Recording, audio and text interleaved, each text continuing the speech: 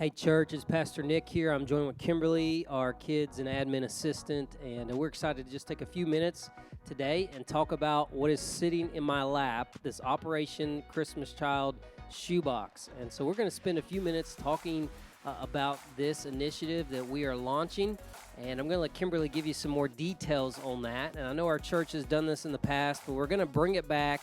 And you're probably wondering, why in the world are we talking about it now in May and June?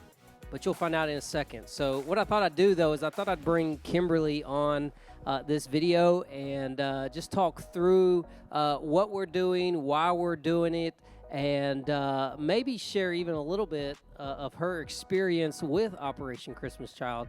And I think you'll be challenged and encouraged by that. And then you'll also be pushed to get involved in this initiative. So, Kimberly, why don't we start for a second as everybody's tuning in?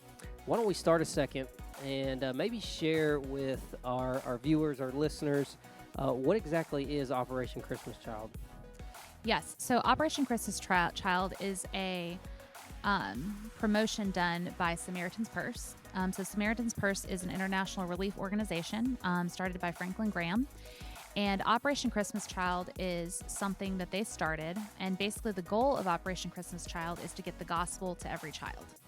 And so what it is, Christmas is a time where, here in America, we're very blessed. We a lot of times will be able to do gifts for kids. Not everybody, but a lot of times. Whereas in other areas of the world, kids don't necessarily get much of a Christmas or much of a Christmas gift. And so it was just a way to make sure that those children are able to receive something tangible.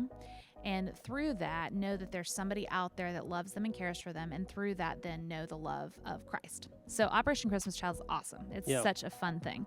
You mentioned Christmas time, and clearly it's not Christmas time unless they're watching this video really late.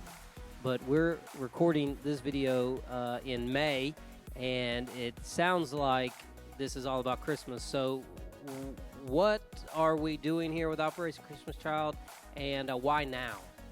No, that's a great question. So, since I've been here, I've noticed that during Christmas time, we do a lot of wonderful things. And I love that about our church. I mean, some things like give Christmas away, and even Thanksgiving time, we've been giving out turkeys and doing a bunch of different stuff. I just had a school today. I went to that school today where we took all those turkeys, and they were so thankful for the 18th time that we gave them turkeys. So I'm telling you, they remember that stuff. But anyway, I didn't mean to interrupt. Go ahead. No, you're good. That's awesome. I'm really glad to hear that. We had a lot of fun collecting all those turkeys. Yes, we I did. just gotten back, and it was turkey time. So the reason, I talked to Nick about the fact that I love Operation Christmas Child, and there are some great reasons for that. But I really, really wanted to do it. But I also don't want to take away from other things that we're doing at Christmas time. And so, the more we talked about it, the more you and I were like, well, do we have to do it during Christmas time? Because collection for Operation Christmas Child shoeboxes is in November. But why do we need to wait until then to collect things, right? I mean, usually during the summer, so during the summer, we do things like Vacation Bible School and camp and great things. But, I thought, well, what about doing a ministry opportunity like Operation Christmas Child during the summer? So, as we kind of threw it around, we were like, well, what about putting it kind of close to Vacation Bible School? That was our first thought, and that was going to be in July. And, you told me, you're like, I have 200 of these boxes. And I'm like, well, we need to fill these 200 boxes. And so we decided, well, why don't we just also give the opportunity to the whole church, not just the kids during Vacation Bible School, but also the whole church. So during the months of June and July, people like to say Christmas in July. Well, we are having Christmas in July this year. I'm super excited about this. And so our goal is to fill 200 shoe boxes as a church with VBS and our church here at Lebanon. That's great. So we're going to take the month of June and July and fill these shoe boxes. And then in November, we're going to pass them on to Samaritan's Purse so that they can send them out. This is a great opportunity for our church to get involved in international missions. I know so many times when we talk about missions, we think, okay, across the ocean, and there's people over there. We don't know who they are. We don't really know how this thing affects them or impacts them. But we're going to go do it. And sometimes if you don't see the impact of it, you don't always understand how God uses things like this in people's lives to bring them to a saving knowledge of Him, but then also to impact their life throughout the rest of their life and in eternity. And so what I thought was cool is when you shared with me your story, which we're going to let them hear in a second, it immediately clicked for me that we are not just sending a shoebox to an unknown face. We're actually sending it to somebody who we see, and you are an example, a model of that. And so why don't you share with our listeners and our watchers, how has Samaritan Purse and Operation Christmas Child impacted you personally? Yeah, so I actually was impacted at a very early age. So some of you know this about me, some of you don't know me yet really well. But I actually grew up as a missionary kid in the country of Croatia. So my parents were missionaries. We went to Croatia in 1994. So part of this story is, in 1994, there was the Balkan conflict, the conflict between Serbia and Croatia. Communism had fallen not too long before. And so Croatia was a country in desperate need of the gospel. And so my parents just asked, where would be a good place for us to serve, and this was one of those places. The reason I share that is because of the fall of communism and because Croatia is a third world country, mail was not very easy at that time. And so, we're coming up on our second Christmas and having a hard time getting presents. So there wasn't a lot of places to shop for toys. My parents were brand new. They didn't really know much about that. And so us kids, come Christmas time, we didn't really have any Christmas presents that first year. And so we, our church, our Baptist church in Croatia, participated in Operation Christmas Child.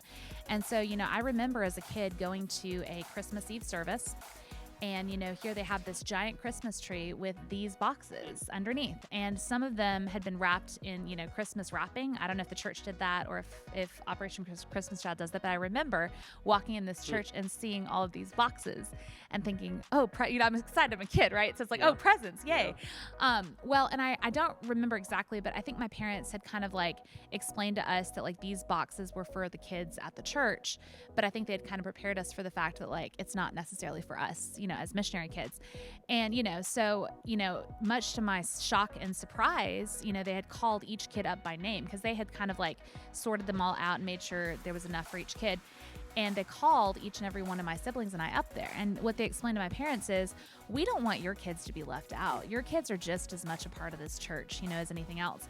And what I thought was so cool about these boxes is a lot of times there would be a personal note or a personal letter from the child or family that would pack these boxes. So I remember getting one from this British kid, and he sent even a little piece of money from England. And I just thought that was the coolest thing. And I was like, there's somebody in another country who cared enough to make sure I had a gift for Christmas. Yeah. And so that is why I'm so passionate about this, is that I've seen firsthand how it can make a kid feel to be loved by somebody even in another place. Yeah, that's great. That's a great story. And not only does that impact your life, but it should also impact our listeners to get involved in this. This is a great opportunity for the whole family, every family unit, every person to pick up a shoebox and put this together to impact a life for eternity. And that's something that we miss. Again, we just send these off and not really think about it, but it's a living example of how these boxes impact a life and have impacted thousands of lives for eternity. And so I want to encourage you. We're going to share, Kimberly here in a second is going to share how you can get involved specifically.